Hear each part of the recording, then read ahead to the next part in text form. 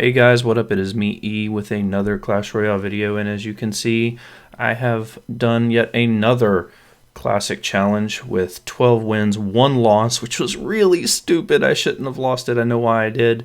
And anyway, before we open up this chest, let's take a look at some of the battles and see what happened, what went wrong, what I did right, and what's good. So let's start off with this last battle here.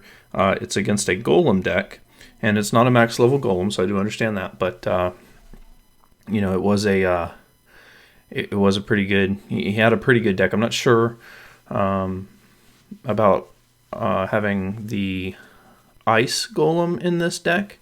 So you can see we have a pretty decent starting hand, but I didn't really want to spend my miner and go all out. But I thought, what are the odds of him having arrows? Well, there they are. So now he has a massive elixir advantage right up front.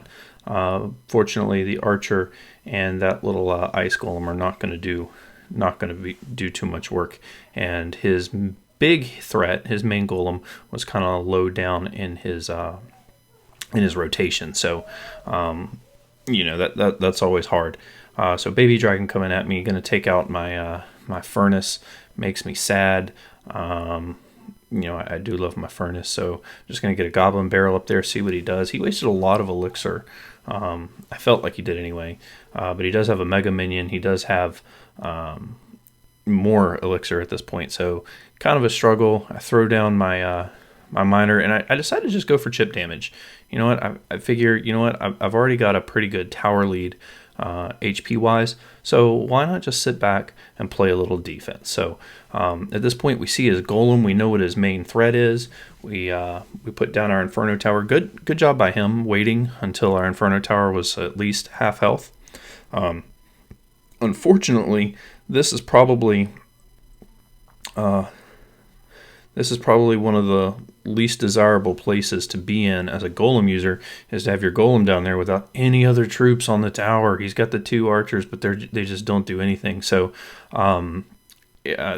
they allow me to drop my Skarmy a little bit high so they don't die to the explosion damage, and then I'm gonna use that and turn that into a counter push. So you don't think that those dudes are gonna do much, but they brought the tower all the way down to 0. So this right here is probably one of my favorite plays. So you see, I've got the minion, and look at that tower placement. So I throw the Inferno Tower on the other side of the river. He thinks he's okay because his mega minion was behind the golem there, but by putting the Inferno Tower on the other side of the river, it pulled the mega minion first and then just wrecked the golem. So that gave me an opportunity to kind of see what I could do over on the left-hand side. Of course, he still has the arrows in his rotation. So that was probably my favorite play of this game. Just pulling the golem back across the river. I did get a well played from him on that. I've noticed that emotes mid-match don't always show up, and I'm telling him good game because this is just great. He takes out my tower with arrows, and I'm at this point I'm a little bit, not necessarily nervous, but I'm wondering, okay, how am I going to take out this tower? Because now I've only got 1 lane to push, and he's got 1 lane to defend. So that's actually where this deck usually struggles.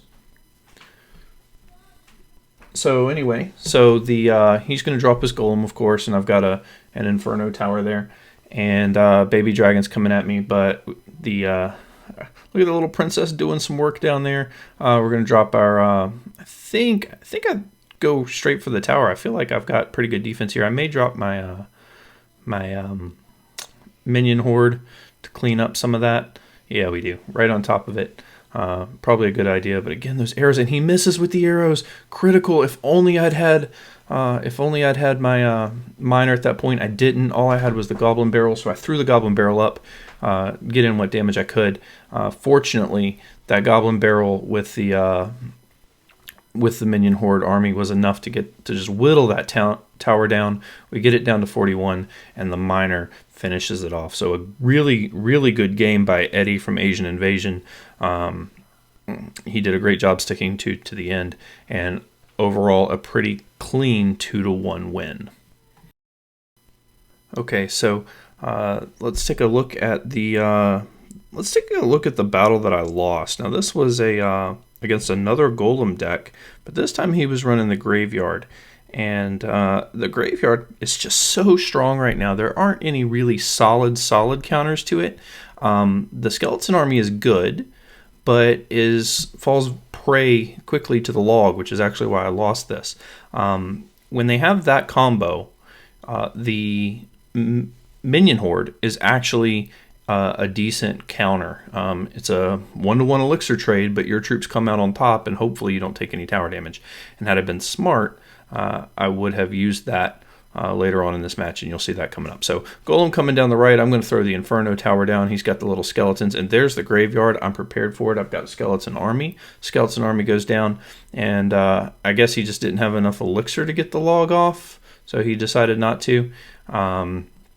As you can see, the Inferno tower plus my princess over on the left, plus a few hits from my furnace was enough to clean up his mess there. So we've got a little bit of an elixir lead. Let's go ahead and throw down a goblin barrel.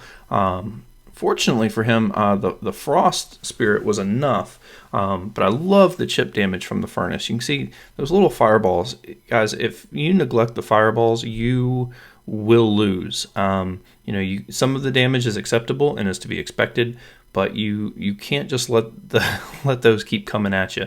I've seen some players have those down and then throw down fire spirits on top, so you've got 5 of them rolling down the lane. And if they have any kind of tank, you're going to take maybe 1,000 damage or more just from those little guys. So here we get our big play of the game. It's the minor minion horde combo that we all know and love, and then to top it off, he's got his golem down. So those little minions are gonna do a little bit of work on that. So we're gonna get another Inferno tower down to clean this up. And at this point, I'm feeling probably too confident. I shut down his push. He had a really poorly timed golem placement just now, which is why we were able to get in there with that minion horde. But both my towers are almost at full. I'm thinking, yeah, I got this. So we throw a goblin barrel down right in his face. You can see here we're just wasting elixir. I'm like, all right, well let's at least get a princess down. Maybe she can get some chip damage in on the golem here. But I'm just wasting elixir left and right, guys. And that's one thing you never want to do, is waste elixir. So here I tried the same thing. I didn't know he had the log at this point, so he logs that, which is really smart play by him. And now he's got a mega minion and he's got an archer, and they just wreck my tower. They wreck my tower. I did what I could, but he brought that all the way down to 250. 10 seconds left. He cycled back. Well, I haven't gotten to my skeleton army. Even if I had, they would have been taken out by that log, and his Dutes and a lightning are enough. And I'm just laughing because I'm like, I cannot believe this has happened. Now, that could have been taken as BM, but I really didn't mean it that way. I was just amazed at how that happened to me. So, obviously, it was from getting caught from that graveyard combo, not having a good counter to it at the time. At this point, a really solid counter would be the Inferno tower in the middle. Okay, I'm good on that. And I probably should have waited and saved a little bit of elixir. So what happens here is I throw down those guys, and then the log comes through, and now I don't have any defense against all those little dudes, and plus that one archer. And look, they take off over 1,000 health, 1,200, 1,500, 1,600, 1,700, and that's game. Like, all it took was that one turn of events. And he took a tower just like that, 2 towers in 2 pushes, and it's really because I either wasn't paying enough attention or he just played really well, a combination of the two. So props to Dom from Altar of Elites for a 2-1 victory that he pulled off there. Now at this point, I'm getting kind of excited about the upcoming King's Cup Challenge. So anyway, you can see we did clean up this classic challenge again, 12-1 without 1 loss to Dom there. Let's go ahead and open up this chest and see what we get. Hoping for decent cards, 4,000 gold I will never turn away. 2 ice golems, that's cool. 8 goblin huts. A P.E.K.K.A. So that's the first time I've gotten an epic card right before the end. Does this mean we get a legendary? Maybe? Please? Please? Here's hoping. You can see I've leveled my pack up, but I suck with it, so I don't really play it much. Let's hope for a legendary, legendary, legendary. Oh, Tesla. They threw the commons at the end. I should have known better. I should have known better. My Tesla is obviously ready to be upgraded, but there's something about that little half-second animation of it going up and popping down that always makes me nervous about using it. Like, maybe it's just not going to quite be ready. I don't know, but I got a bunch of those.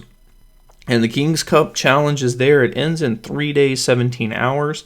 I'm not exactly sure how it works. I know it's a 3-heat event, and you can enter and play against, some of the best players in the world, and ultimately, and maybe this only happens on Sunday, I don't know, against some of the best YouTubers in the world. So if you guys watch Orange Juice, Chief Pat, Clash with Ash, Molt, Nick at Night, I forget who else is in it, then you know exactly what I'm talking about.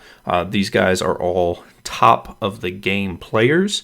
They all have different things that they have offered the community, whether it's instructional how-tos, whether it's gameplay videos, whether it's just incredible entertainment at them losing, or whatever it may be. This is your opportunity to get in and play against those guys. So if that's what you're missing, that's awesome. Also want to point out that in the store now, there is a special King's Cup pack, which is, I think, is based off your arena, and you can see that there's a magical gem pack, a golden gem pack, and a super magical gem pack. Now, one of the things that's interesting about this gem pack versus typical specials is that you can actually buy all three. You don't have to just buy one. You could, usually once you buy one, the one thing, it goes away. These are 3 separate special things. So if you really want that, everything that those have to offer, which might be good just from the chest point of view. You've got a magical chest and a super magical chest. That would set you back $11.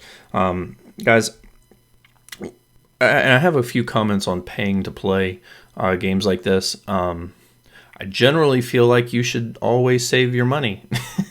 At the same time, because the game itself is free, if you were to do an in-app purchase, 1 or 2, obviously everybody uses their own resources, what they can, what they can't. I do not have a problem contributing to a game that I feel has done a really good job of entertaining me. And like with Clash Royale, I've gotten, hundreds of hours. In fact, if we look at, I was looking at my profile earlier, I didn't realize how many matches I had played in tournaments. You can see I've got 1,800 and only won 569 cards. Now, obviously, I was leveling up at that point, and I was kind of legendary-less when I first started. But, I mean, there are guys out there who have more cards won with less than half that in matches played. So there are some people who, in tournaments, just so much better than I am. And some of them just paid to get their cards upgraded too. So that's one of the tricky parts about the style of pay to play in this game, is that it really does make a difference in how you play and how well you can perform. So anyway, again, those are some options. Look forward to maybe seeing some of you in the King's Cup.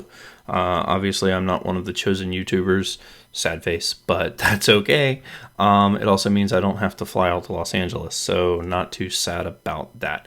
Anyway, keep on clashing, and I'll see you later.